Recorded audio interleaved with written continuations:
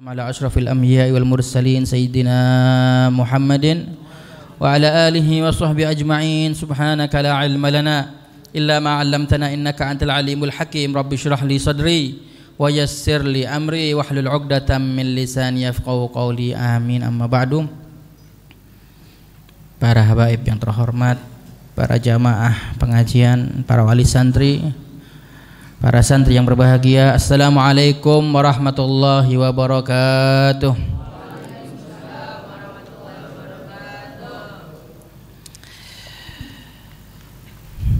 Pada sore hari ini kita alhamdulillah ya, semoga kita dapat barokah, dapat daripada bagian hudur haul daripada Al-Habib Al-Imam Abdullah bin Ali Al-Haddad Sangeng Bangil. Karena di sore hari ini sedang dilaksanakan haul daripada salah satu wali min auliyaillah, khalifah di zamannya, yaitu Al-Habib Abdullah bin Ali Al-Haddad Sangeng Bangil. Semoga kita yang di sini, yang hadir rutin majelis di sini mendapatkan keberkahan dari beliau dan dari para wali-walinya Allah yang lain. Amin ya rabbal alamin.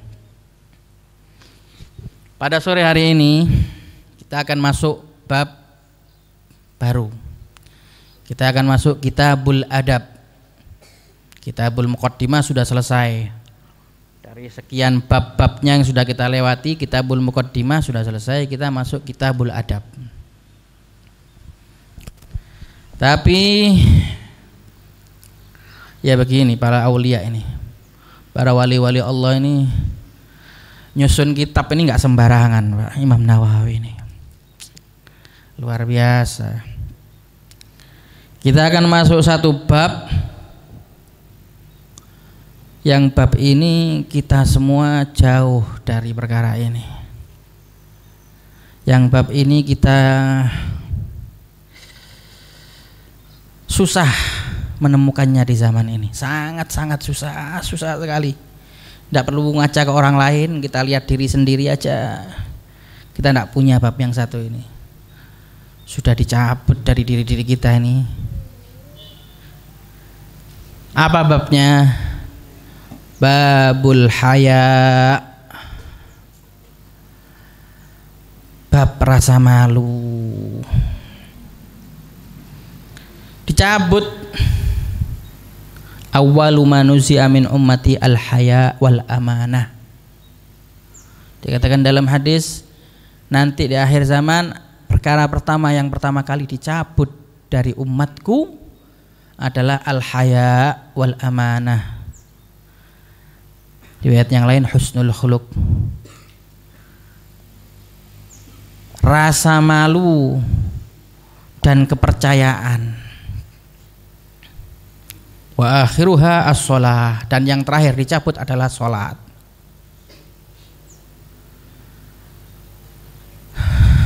Berat ini bab berat. Adabus syariah, ada syariat, ada adabus syariah. Ini bab adabus syariah, al-haya. Orang kalau udah hilang rasa malu, hilang identitas, segala macam diterjang. La imana man la haya'alah. Dikatakan dalam hadis, tidak punya iman orang yang tidak punya rasa malu.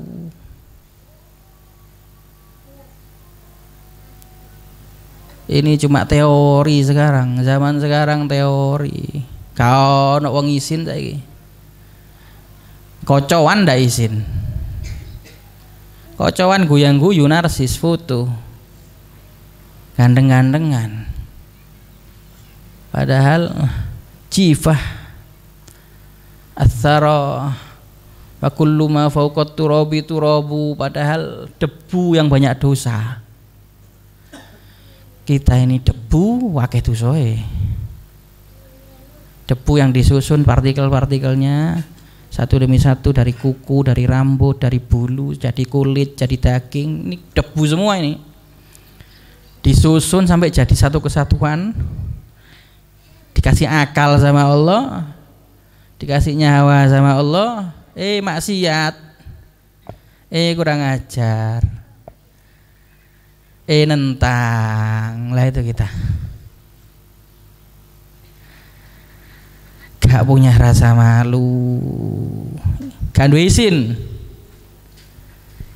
Kita hidup di zaman itu, semua bukan penghuni zamannya, tapi kita semua ini gak punya rasa malu. Kita ini cuma ngomongkan bab malu, tapi kita sendiri gak punya rasa malu.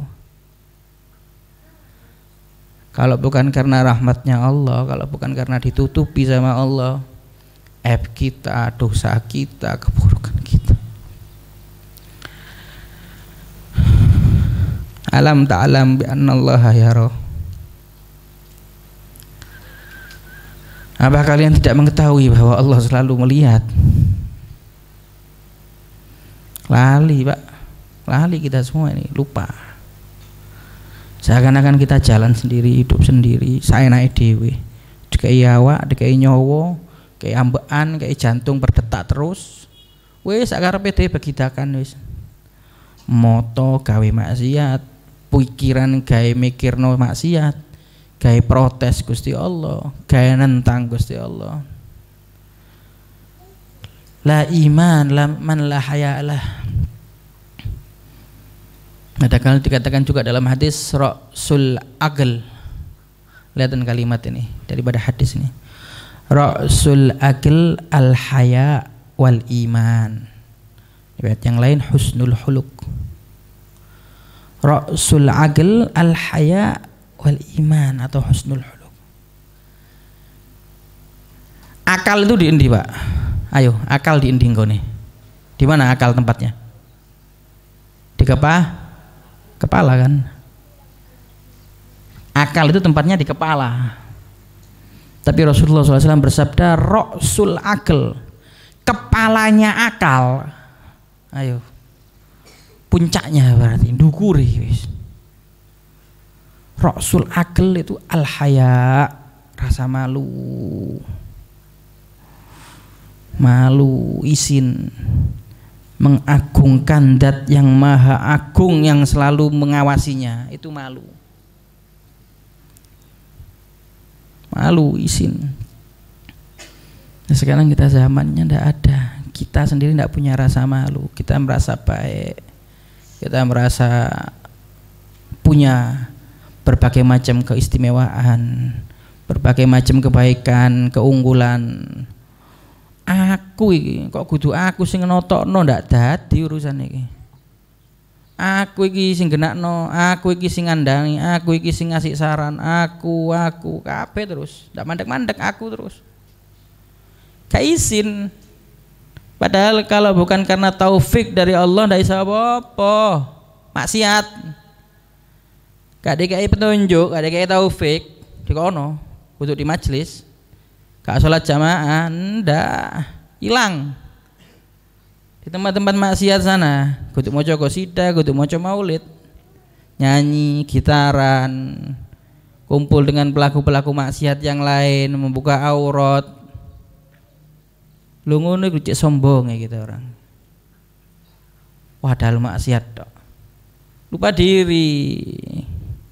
Semua ini dari Allah, taufik hidayah. Kita lupa diri. Alam ta'lam bi annallaha yara. Ayolah lidah bahwa Allah ini selalu melihat. Yara. Ini lafadznya Allah pakai fi'il mudhari, istimrar. Terus menerus melihat tidur kita, melek kita, diem kita, ngomong kita, hati kita, lintasan-lintasan dalam pikiran kita. Di kamar, di luar, di kamar mandi, dimanapun. Alam ta'lam bi annallaha yara. Anta abudallaha ka'annaka tarahu, fa illam takun tarahu fa innahu yaraka. Kita ini hidup ini dalam bentuk penghambaan. Allah selalu mengawasi kita. Kalau enggak kita yang menyaksikan adanya Allah mengawasi kita, maka Allah selalu mengawasi kita meskipun kita lupa. La ta'khudhuhu sinatun wala naum. Gak ono ceritane Tuhan itu keteliep, kesirep, keturun, ndak ono, Pak. Kita tidur, jantung kita gerak, berdetak, paru-paru kita kembang kempis, ginjal kita cuci darah, gak berhenti. Ini mekanisme siapa yang ngatur? Allah.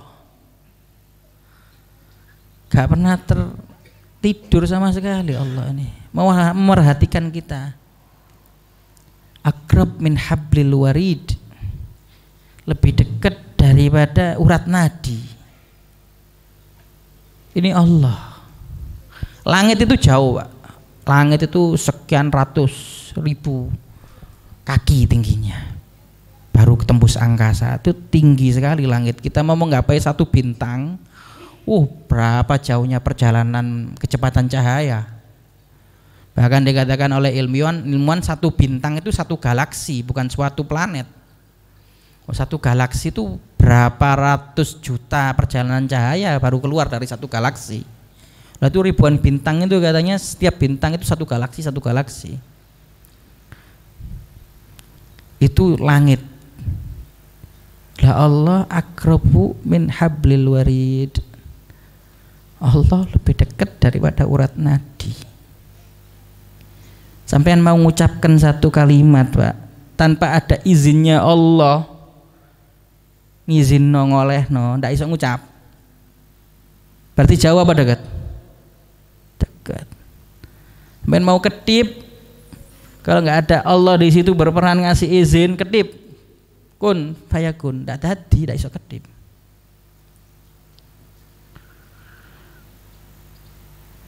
Allah sangat dekat sama kita. Muraqabahnya itu sangat meliput kita. Ihatahnya itu selalu ada di sekitar kita.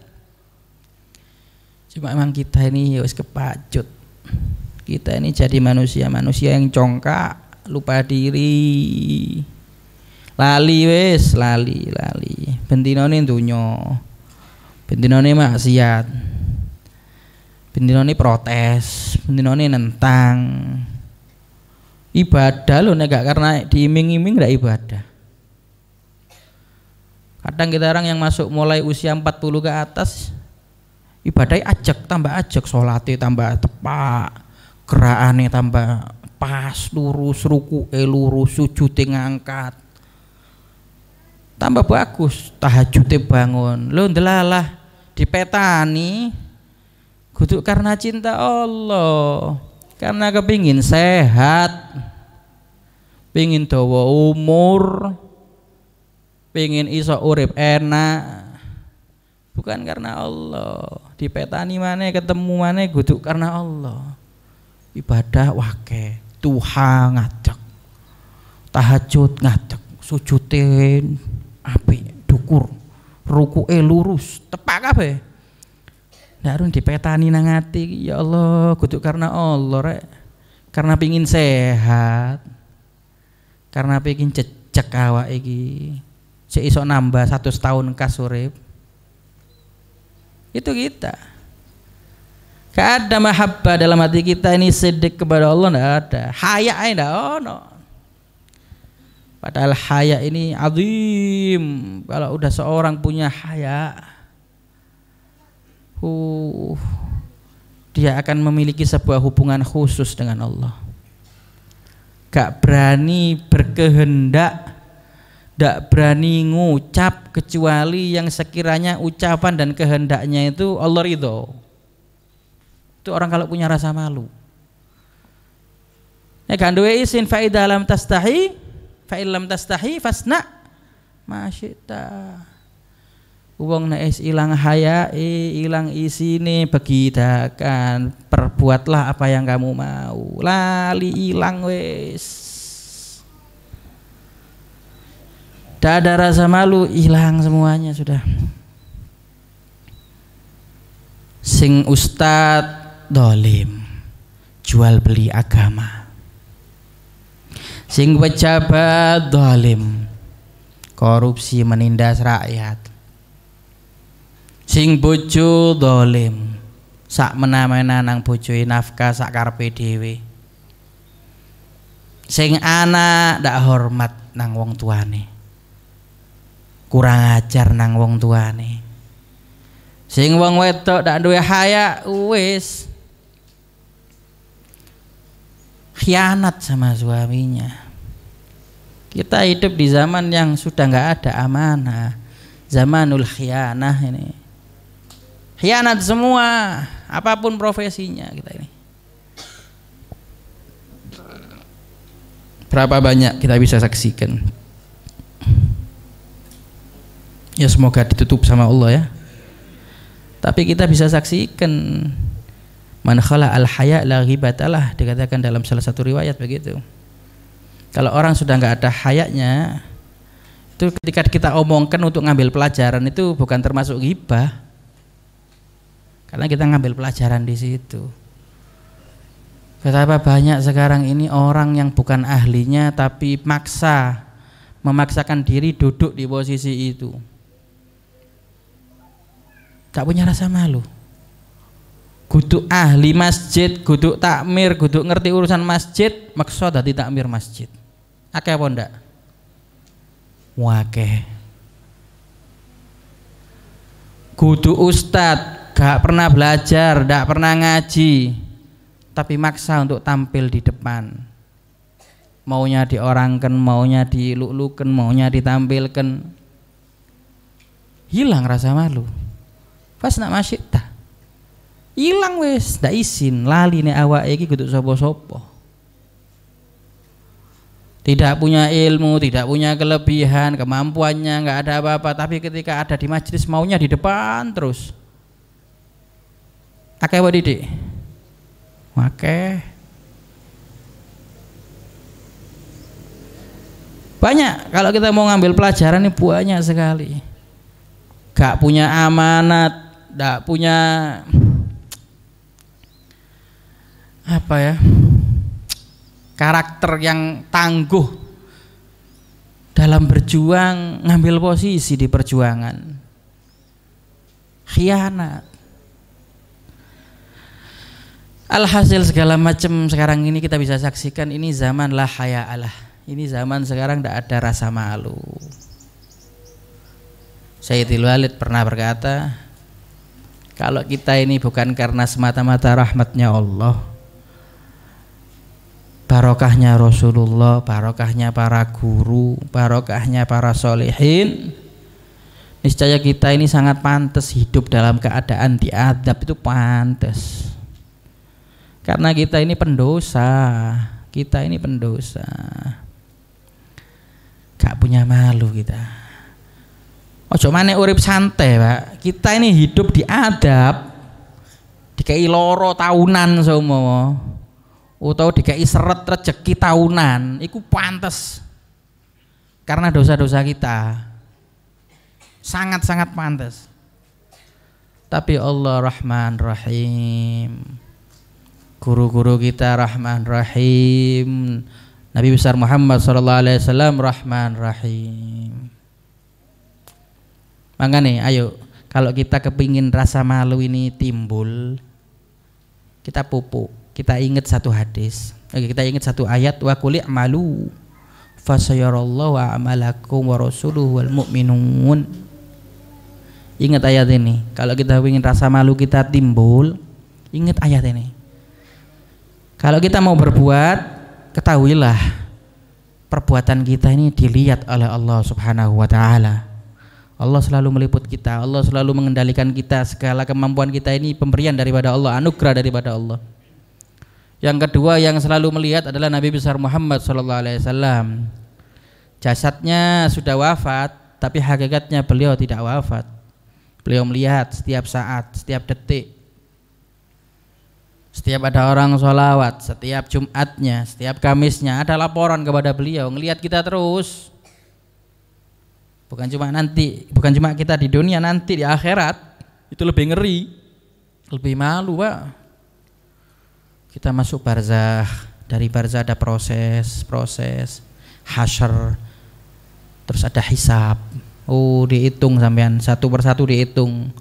Sampean punya uang ini, yang ini amanatnya ini kok kalong gawe opo, iki gawe opo, dihisab, dawa. Mari ngono mizan ditimbang. Lah ketika kita dihisab, ketika kita ditimbang di akhirat nanti, itu Nabi besar Muhammad SAW menyaksikan. Delok dibarengi wajib Nabi ka ala haula'i syahida. Jadi saksi Rasulullah. Barengi kita, gak izin dah. Kita maksiat, kita khianat. Ketika di sidang anak Rasulullah di sini ngelihat, merhatikan kita ya. Totalan kita satu persatu. Di akhirat sana izin, disaksikan seluruh makhluk, malu izin. Ayo, malu ini ditumbuhkan, jangan dibuang sia-sia. Malu. Ada satu riwayat saya pernah baca, ada satu hadis. Ya semoga kita ngambil ibarah dari ini ya, dari satu hadis ini. Ada seorang diceritakan, orang ini selama hidupnya ahli maksiat. Maksiat tok wis uripe wis. Yo nyolong, yo segala macem maksiat tok. Sampai usianya tua, sebelum menjelang wafat dia wasiat ke keluarganya, nanti kalau saya mati, jasad saya bakaran ya, dibakar ya. Muslim padahal dia beriman kepada Allah. Bakaran, buang ke tengah lautan sana, pisah-pisahan, jangan di satu titik, dipisah-pisah. Akhirnya ketika di akhirat, orang ini dibangkitkan, disidang di hadapan Allah Subhanahu wa taala. Setelah dihisab dan mizan segala panjang banyaknya permasalahan yang dia alami, dia menangis terus. Kenapa kau lakukan ini? Bukan aku mengawasimu? Nangis. Dak wani jawab, nangis tok ketika dihisab ini. Sampai puncaknya terakhir, lalu kenapa? Badanmu kau suruh bakar, terus kau pisah-pisah tempatnya, kau buang di laut yang terpisah-pisah. Apa jawabannya si hamba ini? Hamba yang lemah, yang banyak dosa ini. Khaufan wa hayaan minka ya Rabb. Aku karena rasa takut dan rasa malu kepadamu ya Allah. Aku tidak kepingin wujud dari badanku ini masih tersisa untuk bertemu denganmu. Saking isine. Khaufan wa hayaan minka ya Rabb. Isin. Wedi isin ketemu ambek Allah. Diajurno awake dhewe. Subhanallah, dengar jawaban dari hamba ini, Allah senang. Langsung dijawab ke hamba ini, adkhulul jannata bi rahmati. Masuklah surga karena rahmatku. Karena rasa malu yang tinggi. Nyelametno, rasa malu itu nyelametno. Orang nggak ada rasa malu rusak. Sekarang rasa malu ini jadi olo-oloan. Gak ada izin wis. Zaman iki kok izin. Padahal rasa malu itu puncaknya iman. Al-haya al-imanu kulluh. Haya itu iman yang total, itu rasa malu. Sekarang dijadikan semacam bahan olo-oloan. Orang malu itu kayak ndak punya tempat sekarang ini. Ndak apa-apa, sampean tetep duwe izin ae wis. Ojo melu wong saiki sing gak duwe izin. Kita tetap punya malu. Kita bangun kehidupan kita dengan rasa malu, keluarga kita dengan rasa malu. Jangan ikut-ikutan yang sekarang. Orang sekarang mau nggak punya malu, silahkan. Kita tetap punya rasa malu. Keluarga, terutama keluarga, ayo dididik, ditoto temenan, digelok anak bojo ini. Ini zaman ini, duhaima ini, benda kecil ini. Ini isinya segala macam. Hati-hati, anak bojo. Rasa malu dikontrol bojone, dikontrol anaknya apa sing digelok. Jangan sampai buka-bukaan, main sosmed, TikTok, Instagram, buka aurat. Naudzubillah min dzalik. Bapake dulure hadir majelis, bojone anake buka aurat, dipampangno, didudukno kono kene. Naudzubillah min dzalik. Rasa malu, ayo dibangun rasa malu. Betapa banyak sekarang zaman ini banyak perempuan cantik tapi telanjang Kenapa? Karena sudah nggak punya rasa malu.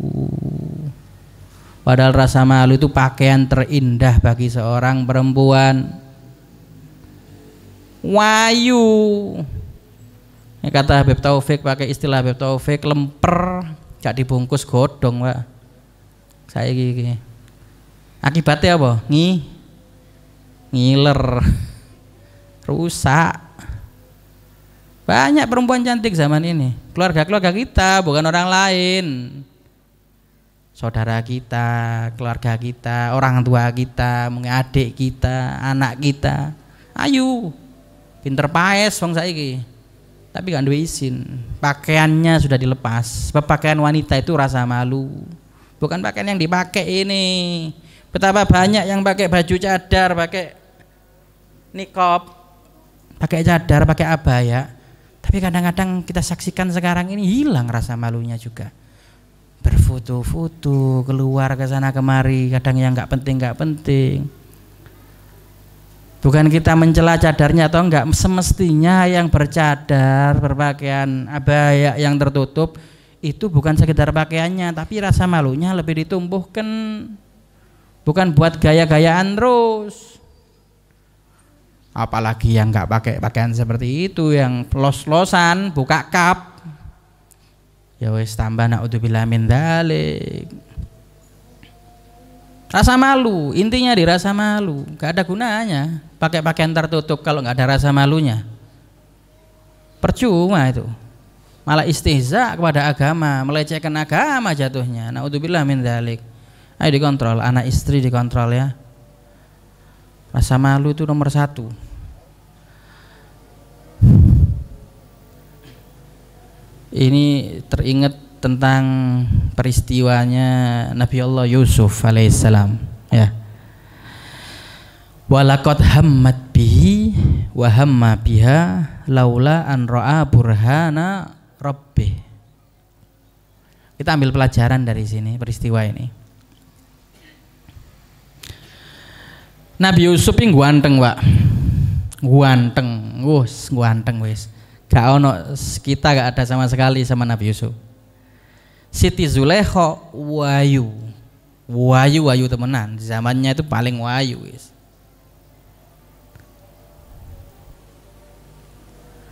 Namanya manusia, sisi manusianya yang keluar ada terpesit mungkin hammat bihi wa hamma biha.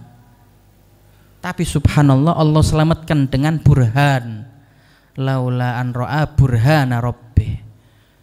Dikatakan artinya burhan di situ dalam salah satu tafsirnya adalah al-haya. Burhan adalah rasa malu. Tadi nggak sido. Karena ada rasa malu. Gara-gara apa? Itu ketika Siti Zulaikha menghampiri Nabi Allah Yusuf, ketika menanggalkan selendangnya atau kerudungnya mungkin, itu dilemparkan kerudung itu ke salah satu patung berhala yang ada di ruangan itu.